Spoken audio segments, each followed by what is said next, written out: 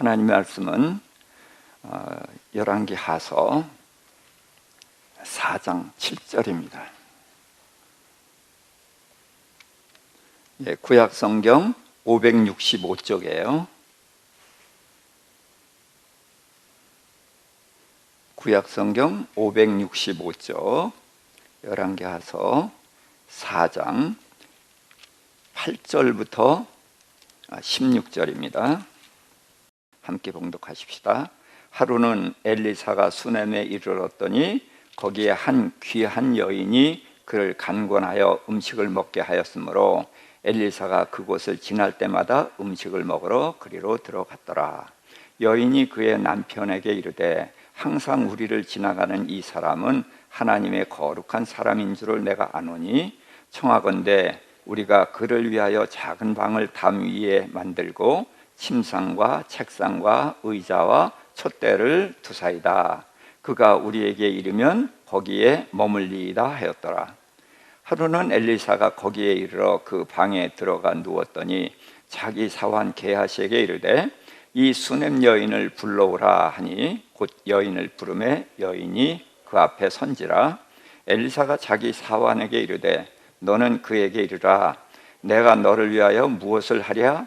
왕에게나 내가 이같이 우리를 위하여 세심한 배려를 하는도다. 내가 너를 위하여 무엇을 하랴? 왕에게나 사령관에게 무슨 구할 것이 있느냐 하니 여인이 이르되 나는 내 백성 중에 거주하나이다 하니라. 엘리사가 이르되 그러면 그를 위하여 무엇을 하여야 할까 하니 게하시가 대답하되 참으로 이 여인은 아들이 없고 그 남편은 늙었나이다 하니 이르되 다시 부르라 하여 부르매 여인이 문에 서니라. 엘리사가 이르되 한 해가 지나 이때쯤에 내가 아들을 안으리라 하니 여인이 이르되 아니로소이다. 내 주 하나님의 사람이여 당신의 계집종을 속이지 마옵소서 하니라. 아멘. 자, 오늘은 이 수넴 여인 이야기를 여러분과 같이 좀 풀어보려고 합니다. 지금 이제 16절까지 읽었고 그 다음에 다시 3번 더 뒤로 읽어서 37절까지를 읽을 것인데 여러분들이 지금 읽은 데서 대략 내용이 무엇인지 그걸 같이 찾아가 보면서 수넴 여인을 통해서 하나님이 우리에게 주시고자 하시는 교훈이 무엇인가를 생각해 보려고 하는 것입니다. 자, 지금 8절부터 16절까지 읽었는데 수넴 여인은 어떤 여인이죠? 섬기는 여인이죠. 그래서 엘리사가 자기 집 앞을 지나가는 거예요. 엘리사가 주로 활동하는 곳이 어디일까요? 갈멜산입니다. 기도원에 갈멜산이 있잖아요. 그런 것처럼 이 갈멜산이 엘리사가 주로 사역하고 그랬던 기도했던 그런 곳이거든요. 그래서 이 갈멜산을 가다 보면 수넴 여인의 집 앞을 지나가는데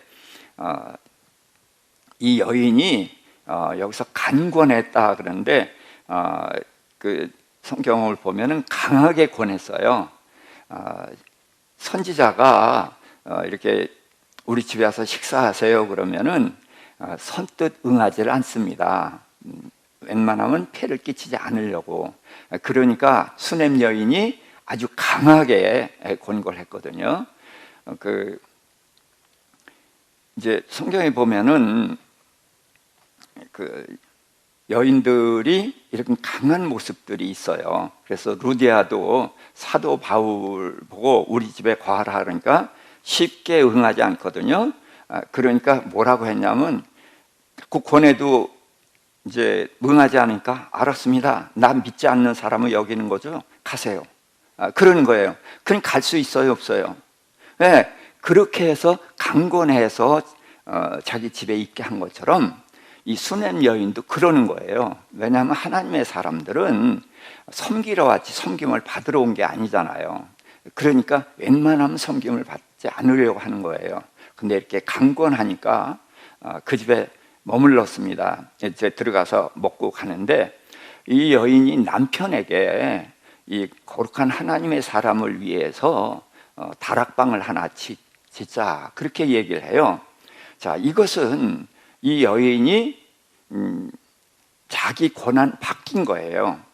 음식을 대접하는 것은 내 소관이지만 이 하나님의 사람을 위해서 다락방을 짓고 그 양반이 거기서 쉬었다가 하게 하는 것은 내가 결정하기에는 큰 거예요. 그러니까 남편에게 의논하죠.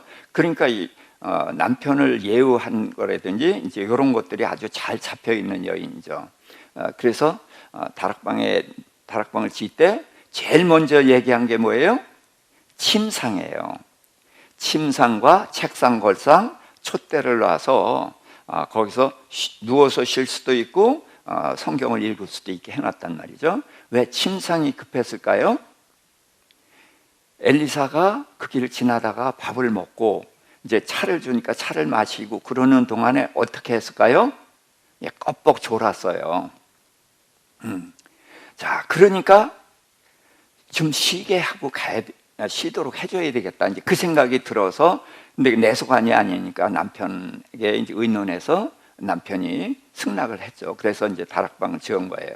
그래서 어느 날 정말 그날은 피곤해서 그 다락방에 올라가서 한잠 자고 눈을 뜨고 보니까 참 내 필요를 아주 세밀하게 섬세하게 챙겨주신단 말이에요, 이 여인이. 자, 그러니까 이렇게까지 나를 섬겨주기에는 뭔가 원하는 것이 있을 것 같다. 이렇게까지 주도면밀하게 할 때에는 뭔가 원하는 것이 있을 거다. 근데 그 집에 부자니까 뭐 재물이나 뭐 이런 게 아닐 거고 원하는 것도 큰 일이겠다. 그러니까 왕이나 군대 장관이라든지 얘기할 거 있으면은 나한테 얘기하라. 왜냐하면 엘리사는 지금 이스라엘의 병거와 마병이요 그렇게 이제 불림을 받거든요. 그러니까 왕한테도 이야기할 수 있으니까 이제 얘기하라. 그랬더니 이 여인이 뭐라 그랬어요? 나는 내 백성 중에 거하나이다. 무슨 얘기냐면 내가 뭘 바라는 것이 있어서 섬긴 것이 아니라 백성으로서 마땅히 할 일을 했다는 거예요. 이 여인의 이 말이 아주 귀한 말이거든요. 그래서 우리는 섬길 때도 이제 어떤 사람을 섬기니까 감사할 때 섬기죠. 그리고 또 어떨 때 섬겨요? 그 사람한테 기대하는 것이 있을 때 하잖아요. 그런데 사실은 이 수냄 여인은 감사할 것도 물론 많겠지만 여인에게 가장 중요한 게 뭐예요? 자식이죠. 근데 자식을 못 가졌단 말이죠. 그러면 하나님께 대해서 섭섭하고 원망할 수도 있는 일이잖아요. 한나는 아들 때문에 그렇게 성전에 들어가서 아주 울면서 통곡을 하고 울면서 기도했었잖아요.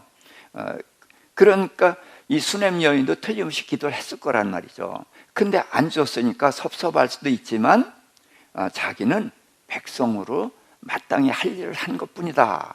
자, 그렇게 얘기를 하고 이제 도로 내려갔어요. 그러니까 엘리사가 고민을 하는 거예요. 그러면 내가 저를 위해서 무엇을 해야 할까?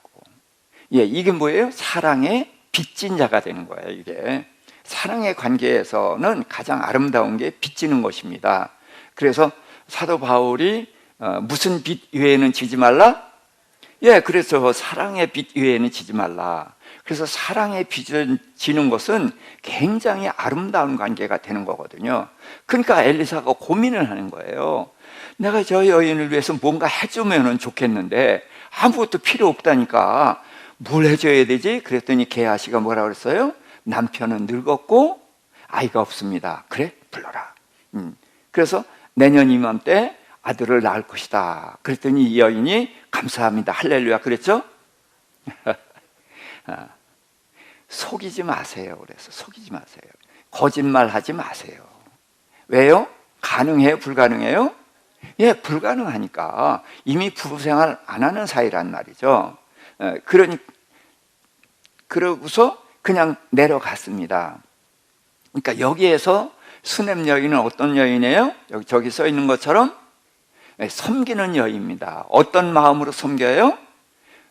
하나님께 은혜에 빚진 자가 섬기는 거예요. 사실은 얼마할 것도 있고 요구할 것도 있지만, 그러나 백성으로서 마땅히 할 일을 하는 거다, 이제 그랬단 말이죠. 그리고 믿음이 있습니까, 없습니까? 예, 믿음이 있다 없다는 표현을 아주 0이다 100이다 이렇게 말하지 말고, 자, 50점이 됐어도 믿음이 있다고 그래요, 없다고 그래요? 예, 초신자가 그렇게 하면 믿음이 있다고 그러지만, 교회를 한참 다녔는데도 50점이면 뭐라 그래요? 믿음이 없다고 그러잖아요. 예, 그러니까 이 여인이 하나님의 사람을 섬기니까 믿음이 있죠. 그런데 아들을 준다 그랬더니 속이지 말라 그렇게 말하니까 믿음이 있어요, 없어요? 없어요. 예. 그래서 분량을 가지고서 얘기를 하자고요. 자, 이제 그 다음 우리가 17절부터 25절 중반까지만 읽겠습니다. 여인이 과연 잉태하여 한 해가 지나 이때쯤에 엘리사가 여인에게 말한 대로 아들을 낳았더라. 그 아이가 자라매 하루는 추수꾼들에게 나가서 그의 아버지에게 이르렀더니 그의 아버지에게 이르되 내 머리야 내 머리야 하는지라 그의 아버지가 사환에게 말하여 그의 어머니에게로 데려가라 하매 곧 어머니에게로 데려갔더니 낮까지 어머니의 무릎에 앉아 있다가 죽은지라. 그의 어머니가 올라가서 아들을 하나님의 사람의 침상 위에 두고 문을 닫고 나와 그 남편을 불러 이르되 청컨대 사환 한 명과 나귀 한 마리를 내게로 보내소서 내가 하나님의 사람에게 달려갔다 돌아오리이다 하니 그 남편이 이르되 초하루도 아니요 안식일도 아니거늘 그대가 오늘 어찌하여 그에게 나아가고자 하느냐 하는지라. 여인이 이르되 평안을 비나이다 하니라. 이에 나귀의 안장을 지우고 자기 사환에게 이르되 몰고 가라 내가 말하지 아니하거든 나를 위하여 달려가기를 멈추지 말라 하고 드디어 갈멜산으로 가서 하나님의 사람에게로 나아가니라. 아멘. 자, 이번에는 이제 아들을 낳았습니다. 근데 그 아들이 죽었단 말이에요. 죽었을 때에 일상적으로 어머니가 할 수 있는 일들이 있죠. 그리고 이 여인과를 생각을 해보자는 말이죠. 기준이 어머니입니다. 그래서 이제 믿음이 물론 있다 없다 이제 그것도 있지만 어머니로서 어떻게 하는가. 자, 아들이 죽었을 때 어떻게 했어요?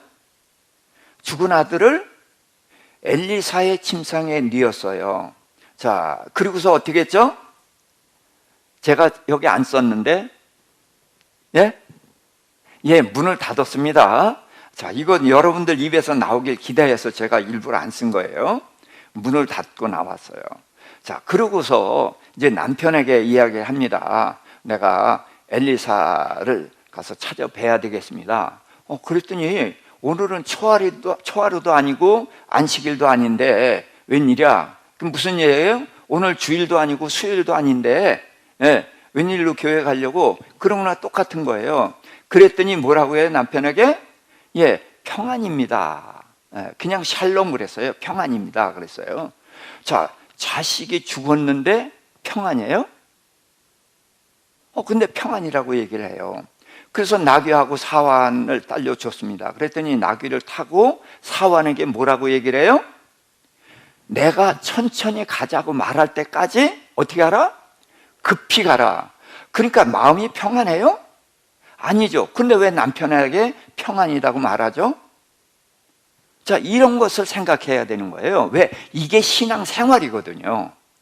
우리가 이런 상황이었을 때 우리는 어떻게 할 건가? 이 여인이 이렇게 하는 걸 통해서 우리는 뭘 배울 건가? 이것을 생각해야 된단 말이죠. 그래서 어떤 사환에게 급히 가라. 그래서 이제 나귀를 타고 올라갑니다. 여인이 나귀를 이렇게 승마하듯이 그렇게 탔을까요? 옆으로 이렇게 탔을까요? 대개 나귀를 여인들은 옆으로 이렇게 타거든요. 그러니까 나귀가 급히 가면은 어떻게 해요? 더군다나 산길로 올라가니까 떨어질 것 같잖아요. 그러니까 여인이 탔으면 나귀를 천천히 몰잖아요. 근데 마음이 급하단 말이에요. 내가 떨어질 것 같으면 말할 테니까 내가 말하기 전까지는 나 생각하지 말고 급히 가라는 거예요.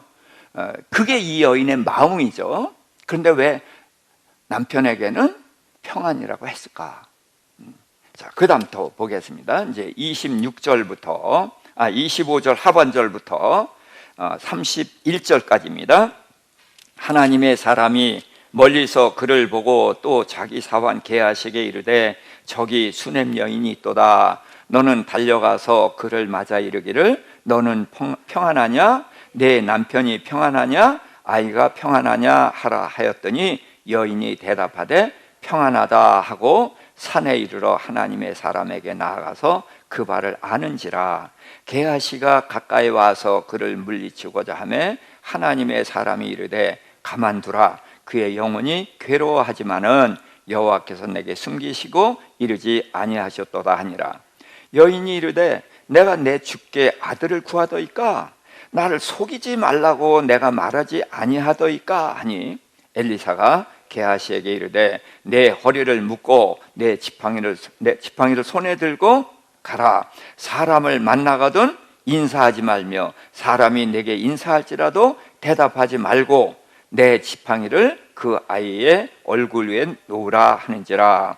아이의 어머니가 이르되 여호와께서 살아계심과 당신의 영혼이 살아계심을 두고 맹세하노니 내가 당신을 떠나지 아니하리이다.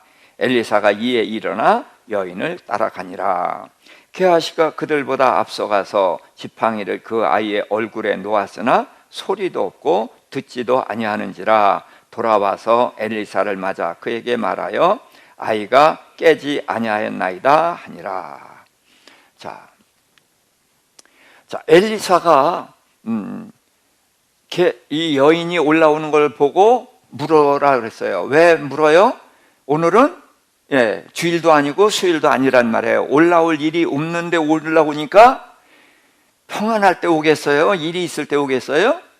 일이 있을 때 오니까 내가 평안하냐? 남편이 평안하냐? 아이가 평안하냐? 이렇게 물으라고 한 거예요. 그랬더니 다 평안 그런단 말이죠. 그러더니 대답하면서 그냥 올라오는 거예요. 그랬더니 나귀에서 내려가지고 엘리사 앞에 가더니 엘리사 다리를 꽉 끌어안는 거예요. 자, 우리도 옛날에는 남녀 유별 이런 게 있었잖아요. 그러니까 게하시가 이게 뭐냐고 말리려고 그러니까 가만둬라. 하나님께서 내게 말씀하셨 안 하셨다. 이 여인에게 무슨 괴로움이 있는데 하나님께서 내가 말씀 안 하셔서 내가 모르겠다. 그랬더니 여인이 내가 언제 아들 달라고 했느냐? 내가 거짓말 하지 말라고 하지 않았느냐? 이렇게 말했단 말이죠. 자, 그랬는데 엘리사는 알아들은 거예요. 어떻게 알아들은 거예요? 아이에게 뭔 일이 있구나. 근데 바로 죽은 줄 아는 거예요. 그 말만 듣고서도. 그러고서는 이제 게하시에게 자기 지팡이를 주면서 너 가는데 어떻게 하라? 허리를 묶고 또 그 다음에는 인사를 누가 오면은 인사를 하지도 말고 인사를 받지도 말고 그러고 가라는 거예요. 자, 인사해야 돼요? 안 해야 돼요? 더군다나 그 종이면은 주인의 체면 때문에 종노릇을 잘해야 돼요. 잘못하면 누가 욕먹어요? 주인이 욕먹는단 말이죠. 그런데 하지 말라 그러죠. 왜 하지 말라 그래요? 자, 여인이 올라오면서 남편에게도 평안 그랬죠. 게하시에게도 평안. 그러고서는 엘리사를 붙잡았단 말이죠. 그러니까 이 여인의 목표가 뭐예요? 엘리사예요. 그렇죠? 그러니까 다른 사람 비켜 그러면 남편도 비켜, 게하시 너도 비켜. 그러고 엘리사를 붙잡은 거예요. 자, 그러니까 엘리사는 자기 종을 보내면서 인사도 하지 말라. 그게 뭐예요? 너도 아이만 집중해서 거기만 향해서 가라는 거죠. 그러나 이 여인은 놓지 않죠. 그래서 여호와의 이름으로 맹세를 하면서 안 놓겠습니다. 그러니까 여인 이제 엘리사가 손들었죠. 알았습니다. 갑시다. 그래가지고 이제 따라서 내려가는데 게하시가 가서 지팡이를 올려놨는데 무슨 증상이 있어요, 없어요? 전혀 없단 말이에요. 그래서 전혀 없습니다. 이제 그래서 이제 그 집으로 들어가게 됩니다. 자, 그 다음에 이번에는 32절부터 37절입니다. 엘리사가 집에 들어가 보니 아이가 죽었는데 자기의 침상에 눕혔는지라. 들어가서는 문을 닫으니 두 사람뿐이라. 엘리사가 여호와께 기도하고 아이 위에 올라 엎드려 자기 입을 그의 입에, 자기 눈을 그의 눈에, 자기 손을 그의 손에 대고 그의 몸에 엎드리니 아이의 살이 차차 따뜻하더라. 엘리사가 내려서 집 안에서 한 번 이리저리 다니고 다시 아이 위에 올라 엎드리니 아이가 7번 재채기하고 눈을 뜨는지라. 엘리사가 게하시를 불러 저 수넴 여인을 불러오라 하니 곧 부름에 여인이 들어가니 엘리사가 이르되 내 아들을 데리고 가라 하니라. 여인이 들어가서 엘리사의 발 앞에 땅에 엎드려 절하고 아들을 안고 나가니라. 자, 그래서 이제 여인을 따라갔죠. 여인을 따라가 가지고는 이제 엘리사가 들어가 보니까 아이가 자기 침상에 누워 있단 말이에요. 그랬더니 엘리사가 어떻게 했어요? 예, 문을 닫았습니다. 그리고서 여호와께 기도했어요. 기도한 다음에 아이 위에 어떻게 했어요? 올라갔어요. 지금 이제 이 분위기로 보면은 아이가 10살이 채 안 된 걸로 보이는데, 그런 아이 위에 이 어른이 올라가면 아이가 어떻게 돼요? 예, 짜부러들죠. 예. 그런데 아이 위에 올라와서 아이 눈에 눈을, 코에 코를, 또 손에 손을, 자, 그렇게 한단 말이에요. 그렇게 해서 한참 있으니까 어떻게 됐어요? 아이가 따뜻해진 거예요. 그랬더니 좀 일어나서 몸을 추스리고 이렇게 왔다 갔다 해서 몸을 추스린 다음에 다시 그렇게 엎드렸더니 아이가 재채기를 몇 번 했어요? 자, 이런 게 이제 이런 거를 기억을 잘해야 됩니다. 아니에요. 이런 건 지나가야 되는 거예요. 예, 이런 거 붙잡지 말고 재채기를 하더니 깨어난 거예요. 그래서 이제 그 여인을 불러서 아이를 안고 가라. 그랬더니 엘리사 앞에 엎드려 절을 하고 아이를 안고 나간 이제 해피엔딩의 이야기입니다. 자, 그러면은 여기서 이제 중요한 인물은 엘리사가 아니에요. 네, 여인입니다. 엘리사는 하나님의 종으로서 이제까지 쭉 봐왔기 때문에 여기서 엘리사의 모습은 충분히 이제 우리가 공감할 수 있죠. 아이 위에 엎드린 것은 제가 뭐라고 표현을 했죠? 내 생명을 이 아이에게 주겠다. 예, 그런 기도에 내 온 생명을 거는 거거든요. 그런데 이제 저희가 이번에 이제 중보기도 팀도 생겼죠. 그래서 중보기도를 하는데 중보기도를 하려면 이런 엘리사 같이 기도를 해야 되거든요. 근데 이게요, 됩니까? 안 됩니까? 안 돼요. 예. 근데 하나님께서는 이제 가끔 이렇게 이제 딱 올가미 같이 딱 걸리게 해가지고 그렇게 간절히 기도하지 않으면 안 되는 환경도 만들어 주셔요. 그래서 그게 올가미에 걸렸으니까 그냥 그때는 죽기 살기로 기도를 하죠. 그런데 자발적으로 이렇게 기도하는 건 참 어렵죠. 그런데 이제 이런 걸 보면서 우리는 그 기도, 중보 기도가 뭔지를 배워야 됩니다. 그래서 아이 위에 올라간 사람이 또 있죠. 누구죠? 자, 엘리사의 선배. 예, 엘리야가 아이 위에 올라갔었어요. 또 사도 바울. 그래서 유두고 알잖아요. 3층 다락에서 졸다가 떨어져서 죽은 유두고를 살릴 때 아이 위에 올라갔거든요. 셋이 똑같이 살리는데 올라간 거예요. 그래서 올라간 것은 내 생명을 그에게 주어서 그렇게 살리겠다는 그런 간절한 마음을 담은 것이다. 이제 이렇게 이해를 하시면 되겠어요. 문제는 이제 수넴 여인인데, 수넴 여인이 여인 섬기는 사람이라고 그랬죠. 또 하나는 어떤 사람이요? 이름을 붙인다면은, 자, 믿음이 있던 여자예요, 없던 여자예요? 예, 믿음이 없었습니다. 그런데 아들이 죽었을 때 통곡하고 울고 남편 부르고 그래야 그게 정상이죠. 그게 정상적인 엄마예요. 근데 굉장히 냉정합니다. 그렇죠? 아이를 엘리사의 침상에 뉘고 문을 닫고, 남편이 오늘 왜 그러는데 평안입니다. 무슨 얘기예요? 남편, 당신 알아봤자 도움이 된다 안 된다? 안 된다. 그러고 올라가는데 게하시가 묻잖아요. 평안. 그 너도 비켜. 왜? 지금 수넴 여인은 뭐 하겠다는 거예요? 아이를 살리겠다는 거예요. 자, 아이를 준다고 그러는데 믿지 못했던 여인이에요. 왜? 남편이 늙었으니까. 부부 생활 못하는데 아이 낳을 수 있어요? 없어요. 끝난 거예요. 그런데 그렇게 믿음이 없었는데 아이를 품에 안으니까 믿음이 생겼죠. 예, 아브라함도 마찬가지예요. 전능하신 하나님이라 그러면서 아브라함한테 내가 내년에 아들을 낳을 것이다. 그랬더니 아브라함이 웃었잖아요. 왜? 기뻐서. 아니요. 예, 내가 100살인데 무슨 아들을 낳겠는가. 그래서 웃었단 말이에요. 그런데 그러니까 믿음이 있었어요, 없었어요? 없었어요. 근데 어떻게 믿음이 생겼어요? 예, 이삭을 품에 안고서야 전능하신 하나님을 안 믿을 수가 없죠. 그렇죠? 그러니까 믿음은 하나님의 선물인 거예요. 그러니까 이 여인도 믿음이 없었는데 아이를 품에 안고 보니까 믿음이 생긴 거예요.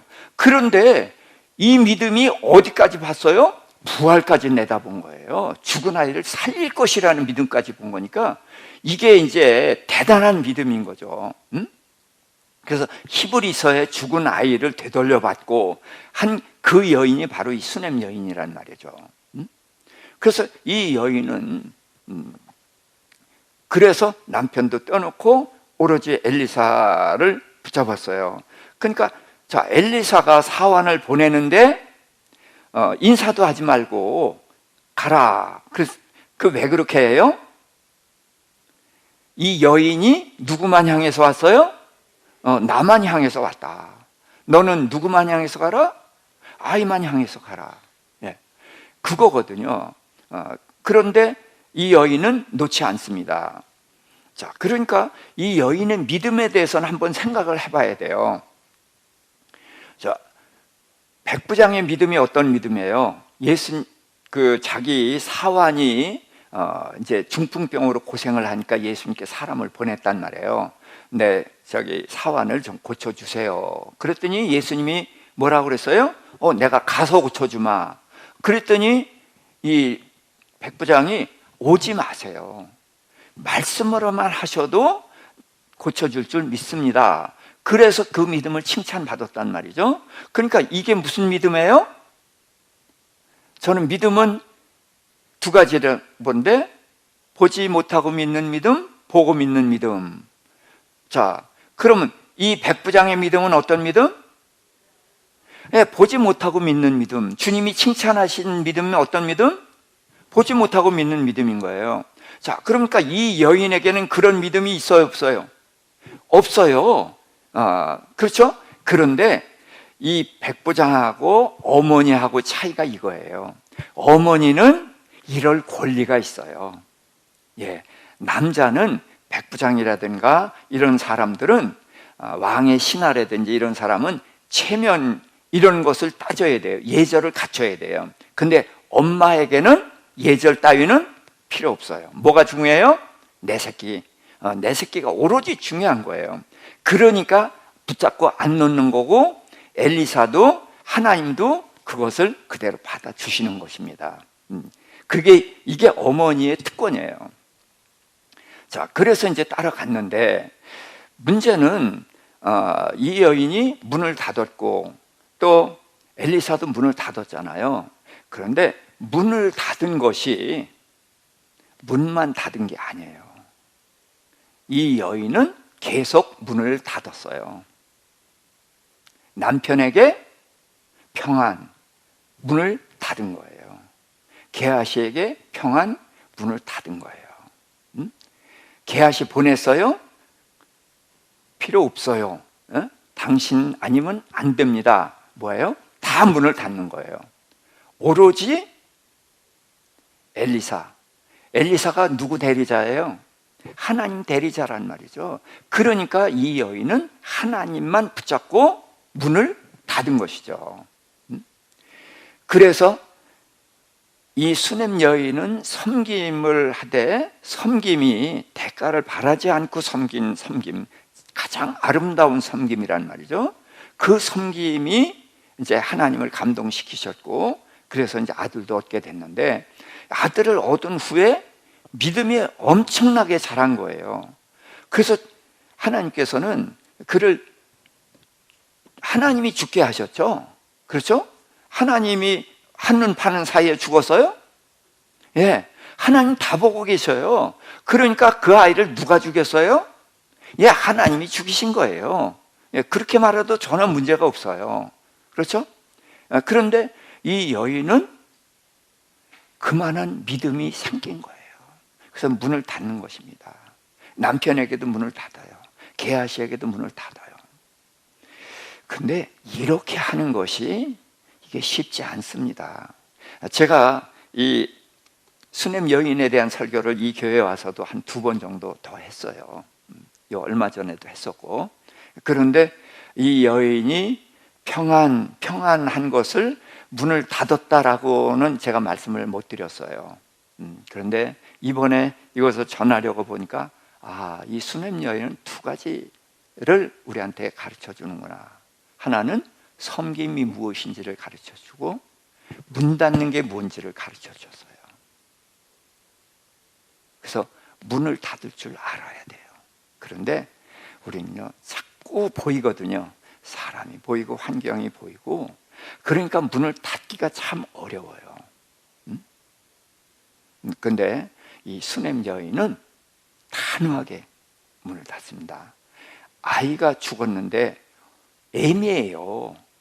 애미가 아이가 죽었을 때 어떻게 안 뒤집어져요? 미치죠. 근데 얼마나 냉정합니까? 아이를 침상에다 뉘어놓고 그러고서 올라가는 거예요. 이렇게 문을 닫는 신앙, 이거를 우리가 좀 배워야 되지 않겠나. 그래서 이 부분을 좀 얘기를 하고 싶습니다. 자, 섬김의 복이죠. 그래서 누가복음 6장 38절, 주라 그리하면 너희에게 줄 것이니 곧 후히되어 누르고 흔들어 넘치도록 하여 너희에게 안겨주리라. 너희가 헤아리는 그 헤아림으로 너희도 헤아림을 도로 받을 것이니라. 그래서 섬기는 것이 복이라는 것이 뭐예요? 섬기면은 누르고 흔들어서 넘치게 해서 갚아준다. 그럼 누르고 흔들어서 넘치게 해서 섬겼어요? 아니에요. 섬긴 거는 그 섬길 필요한 만큼 섬겼어요. 그러나 하나님 갚아주는 것은 누르고 흔들어서 넘치게 해서 갚아주신다는 거죠. 지금 수넴 여인이 이 복을 받은 것이죠. 그렇죠? 요한일서 4장 10절 11절, 사랑은 여기 있으니 우리가 하나님을 사랑하는 것이 아니요 하나님이 우리를 사랑하사 우리 죄를 속하기 위하여 화목제물로 그 아들을 보내셨습니다. 사랑하는 자들아, 하나님이 이같이 우리를 사랑하셨은즉 우리도 서로 사랑하는 것이 마땅하도다. 네. 자, 지금 이 요한일서의 말씀은 우리에게 주신 말씀이죠. 그래서 우리를 구원하기 위해서 하나님은 그 아들을 아끼지 않고 주셨어요. 그렇죠? 그런데 이 수넴 여인은 하나님으로부터 뭘 받았습니까? 이런 복을 받았습니까? 아닙니다. 늙은 남편이지만 성실한 남편, 그냥 가장으로서 이렇게 잘 성실한 그런 남편을 주셨고, 아들은 안 주셨지만 경제적으로 안정되고 또 병 걸리지 않고 그렇게 사는 것을 감사했어요.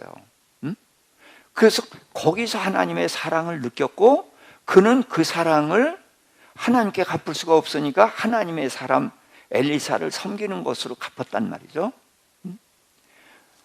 그런데 이 여인이 바로 이제 이런 사랑을 했다, 이런 섬김을 섬겼다라고 볼 수가 있습니다. 자, 이제 믿음의 중요성인데, 자, 예수께서 마가복음 9장 23절에서 할 수 있거든이 무슨 말이냐? 믿는 자에게는 능치 못한 일이 없느니라. 이게 어디서 하신 말씀이죠? 그 변화산, 높은 산에 올라갔다가 내려올 때 이제 밑에 있던 제자들에게 그 간질병 아이를 고쳐달라고 했는데 못 고쳤을 때 그때 하신 말씀이거든요. 믿음이 있는 자에게는 능치 못함이 없다. 그런데 이 여인이 아들 낳은 거는 믿음 때문에 낳았어요? 아니에요. 그거는 은혜로 낳았어요. 그러나 지금 죽은 아이를 살린 것은 뭘로 살렸어요? 믿음으로 살렸어요. 그러니까 이 믿음이 이 여인의 속에서 나왔습니까? 하나님이 주신 것입니까? 예. 하나님이 낳을 수 없는 아들을 낳게 해주셨어요.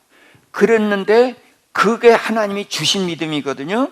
이 주신 믿음, 보여주신 믿음에 근거해서 보지 못하고 믿는 믿음을 가졌으니까 이 여인이야말로 정말 백부장 이상 가는 뛰어난 믿음의 사람이죠.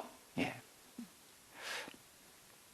마태복음 9장 29절 30절입니다. 이에 예수께서 그들의 눈을 만지시며 이르시되 너희 믿음대로 되라 하시니 그 눈들이 밝아진지라. 그래서 이제 소경들의 눈을 뜨게 했을 때의 이야기입니다. 그래서 믿음이 낫게 해요.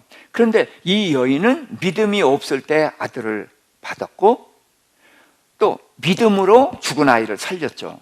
예, 그래서 양쪽에 다 이제 걸쳐 있는 여인입니다. 자, 은혜가 뭔가? 에베소서 2장 8절입니다. 너희는 그 은혜에 의하여 믿음으로 말미암아 구원을 받았으니 이것은 너희에게서 난 것이 아니요 하나님의 선물이라. 자, 우리가 구원을 받은 건 믿음으로 구원을 얻죠. 그런데 이 믿음이 누구한테서 나온 거예요? 예, 하나님께서 나와서 우리가 그 하나님이 주신 믿음으로 구원을 얻은 거란 말이죠. 예? 그런데 하나님이 주신 믿음으로 직방 구원을 얻었다기보다는 그 주신 믿음이 나의 믿음을 일으켜서 그래서 믿음으로 믿음에 이르게 한다. 이것이 굉장히 중요합니다. 믿음은 보고 믿는 믿음과 보지 못하고 믿는 믿음이 있고 또 이 믿음은 징검다리 건너듯이 계속해서 교차해 간다는 거예요. 그래서 제일 먼저 믿음은 우리 속에서 나오니까 하나님께서 주십니까? 하나님께서 주시는 거예요. 은혜예요. 은혜의 믿음에서 그냥 가만히 있으면 거기 멈춰 있어요. 그러나 이 은혜의 믿음에다가 내 믿음을 더해서 하게 되면은 하나님을 또 경험하게 되거든요. 그러면 보고 믿는 믿음에서 보지 못하고 믿는 믿음을 합하면은 다시 보고 믿는 믿음의 결과고 그러면은 그 다음에 또 거기에 근거해서 또 보지 못하고 믿는 믿음의 이렇게 올라가는 거거든요. 야고보서 1장 17절입니다. 온갖 좋은 은사와 온전한 선물이 다 위로부터 빛들의 아버지께로부터 내려오나니. 그래서 이 수냄 여인이 아들을 살리는 믿음을 가졌는데 그 믿음이 다 어떻게 시작된 거예요? 하나님의 은혜로 시작된 거예요. 이 여인의 섬김도 어디서 시작됐어요? 하나님의 섬김에서 시작이 된 거예요. 그래서 모든 것이 다 하나님으로부터 시작되는데 차이가 어떻게 나느냐? 하나님으로부터 온 것에 내가 반응하게 되면 올라가는데 온 것에 반응하지 않게 되면 수평적으로 가다가 심지어는 내려가기까지도 하는 것이죠. 야고보서 1장 12절입니다. 시험을 참는 자는 복이 있나니 이는 시련을 견디어낸 자가 주께서 자기를 사랑한 자들에게 약속하신 생명의 멸류관을 얻을 것이기 때문이라. 그래서 하나님의 선물이에요. 그리고 이 여인이 지금 아들이 죽었으니까 큰 시험을 당했죠. 그렇죠? 그래서 엘리사를 섬겼던 사렙다 과부는 뭐라고 그랬어요? 내 아들을 죽게 하려고 왔습니까? 그러고 원망을 했잖아요. 그렇죠? 그런 믿음도 있어요. 그러나 이 수냄 여인은 그 시험을 믿음으로 이겨냈죠. 그래서 시험을 참는 자가 복이 있나니, 이 바로 수냄 여인을 두고 하는 말이죠. 그래서 시련을 견뎌낸 자가 자기를 사랑하는 자들에게 약속하신 생명의 멸류관을 준다.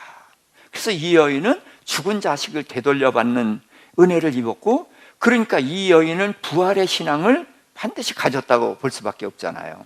그래서 우리에게 어려운 일이 있을 때에 이것은 복이라는 거예요. 욥이 고난을 당했죠. 네? 고난을 당했고 그 많은 어려움이 있었어요. 그렇지만 그가 나중에 뭐라고 고백을 했습니까? 눈으로 보던 귀로 듣던 하나님을 이제는 눈으로 보나이다. 그런 고백을 했어요. 그러니까 아들이 죽고 재산 다 없어지고 온몸에 욕창이 나서 기와장으로 긁어야 되는, 그러고 친구들이 와서 조롱하고 이제 그 회개하라고 막 야단치고 그런 수모를 당했지만 아무 죄도 없는데 그랬을 때 얼마나 힘들겠어요.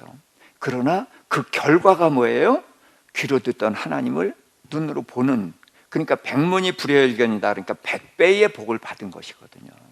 그러니까 하나님이 하시는 모든 일은 우리에게 선한 결과를 주시는 거고 상을 주시는 거라는 거죠.